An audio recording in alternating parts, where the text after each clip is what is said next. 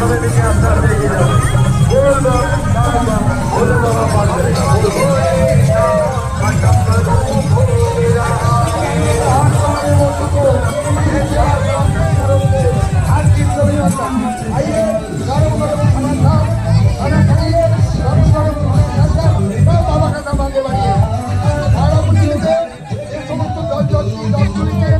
আপনারা খাবার মাত্র 12 কিলোমিটার রাস্তায় এখনো যেতে হবে 22 কিলোমিটার।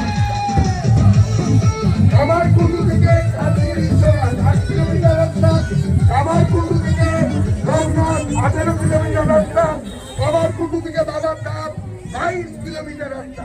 বহু রাস্তা যেতে হবে, তবেই বাবার ধাম পৌঁছাতে পারবেন। আসুন, গরম গরম খাবার তৈরি, গরম গরম খাবার খেয়ে একটু বিশ্রাম নিয়ে তবেই বাবার ধামে